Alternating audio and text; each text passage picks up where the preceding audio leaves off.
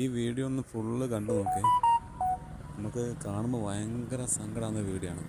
കാരണം മുത്താണ്ടി പാലത്തിൻ്റെ മുകളിൽ നിന്ന് പടിഞ്ഞാറ് ഭാഗത്തേക്ക് നോക്കിക്കഴിഞ്ഞാൽ ഒരു മലന ഇടിച്ച് ഇങ്ങനെ കോരി കൊണ്ടുപോയിക്കൊണ്ടിരിക്കുക.